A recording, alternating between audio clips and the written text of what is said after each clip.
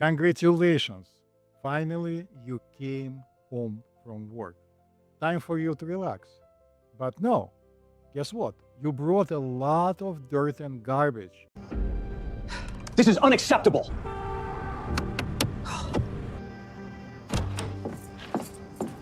on you and with you from all the emotional interactions at work, on transportation, or maybe you are coming back from having a dinner with your beautiful mother in law or just your family. You need to take an emotional shower. Imagine you just came back from your gym, all sweaty, after you had a very difficult workout. Yes, you've taken some supplements and some very healthy shakes, but don't you need to take a shower?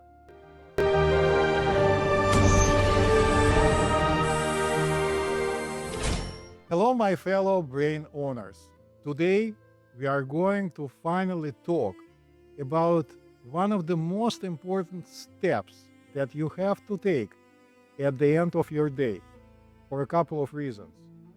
You need to get rid of all the emotional garbage you collected during this day. And then also, after you cleanse yourself, and I'll show you how, you also will need to download all the information that could be useful, but before that, you have to review it. And then, in the process of downloading it, you have to make certain decisions of what you are going to keep or not. Because, of course, in Matrix, Neo could get hooked up to a machine if he needed to learn a new skill. But our human brain, our brain intelligence cannot do it unless we put an effort to it. So let's start right away and let's discuss all the steps. I call this process the brain debrief. So what is the brain debrief? To put it very shortly, it's your daily software upgrade. And as you know, before you upgrade, you have to get rid of all the material that is unnecessary. So you can get in only the information you really need that is going to be useful to you the next day, or probably for the rest of your life. So the purpose of this is not to criticize yourself. The purpose is to make your brain a little wiser, so you can use your wiser brain the next day.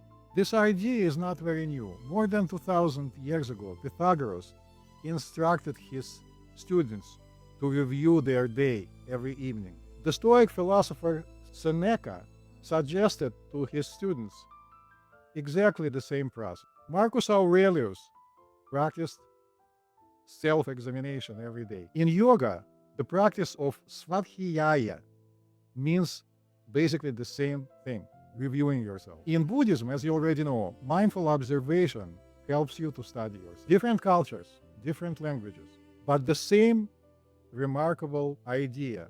Before beginning tomorrow, learn from your experiences today. But modern neuroscience gives us a different perspective. That's what it tells us. When we consciously revisit our experience, our brain might be capable of strengthening our memories, modify emotional responses, improve what is called metacognition, recognize repeating patterns, and prepare better responses for the future. In other words, reflection helps to transform experiences into a learning process that has very long-lasting positive consequences. Today, I'm going to offer you a lot of material, and some of it I'm going to read from a piece of paper. I'm not going to pretend that I can memorize an enormous volume of information. So I think it would be more useful if I could offer you this very detailed information in a very structured way. And no, I'm not reading from the prompter. So here is part one of me reading today. We are also going to use some props. You can see that I have this thing in my hands. It's a globus. And you'll probably wind up needing one. And I'll explain to you shortly what this is for and why is it sitting on my desk. But before we go there, let me tell you that unbeknown to you, every single moment of your life, every day, you've been carrying memories, emotional imprints, you could call them phantoms, of all the people you met throughout your life. Not only parents, relatives, friends, siblings, but even people that you meet every day. And certainly today, when you came back home, you brought with you these phantoms of people you had to deal with today. And also, these people reminded you, maybe subconsciously, about some other people in your life. The person who told us about it very clearly was Dr. Otto Kernberg, who is currently still with us.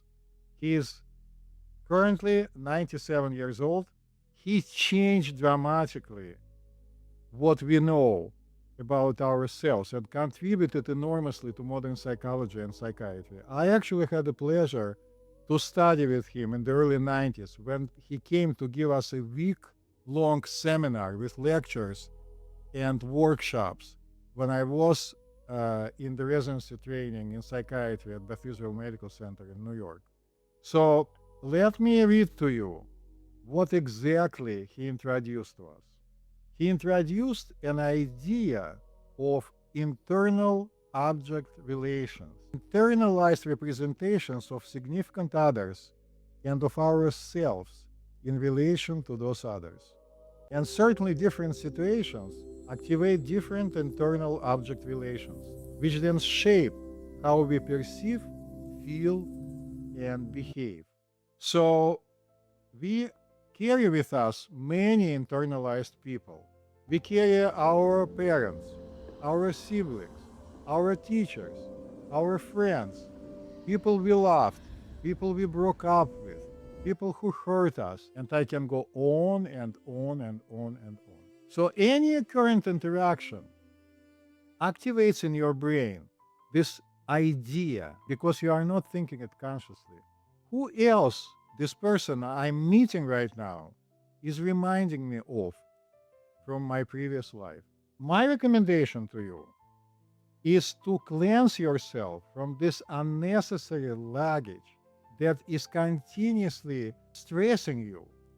Because do you really need to bring home or bring in your life people that you met randomly or people who even hurt you today? So there is an amazing technique, and of course there are many others, that I learned in my yoga studies. It's called ha breathing. And that's what we need this subject for. I pre-recorded the ha breathing technique. Of course, it was in the middle of my workday, so I'm not dressed as a yoga master, and I intentionally exacerbated every single move and exacerbated the sound that comes out of me.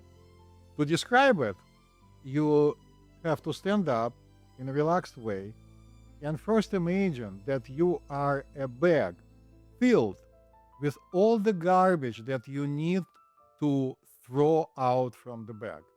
And you can be as inventive as you want to. You can imagine every single person you want to get rid of, every single emotion, whatever works for your imagination.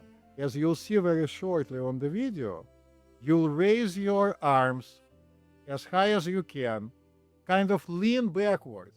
And then with this movement forward, you bend over and say, ha, like this. So letting out all the garbage as a dark cloud that I suggest then you turn into a vortex that goes into this thing.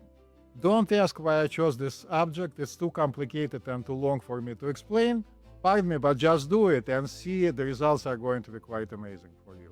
Of course, you might not succeed on the first try, but if you keep doing it every day, at the end of the day, you'll see amazing results.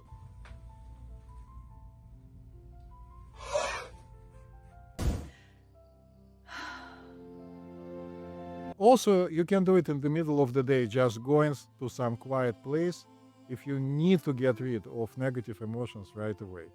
Certainly, it's much easier to do than meditation that you never practiced or relaxation techniques that have not been working for you so far.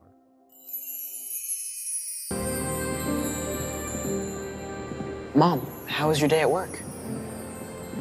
Everything is great now.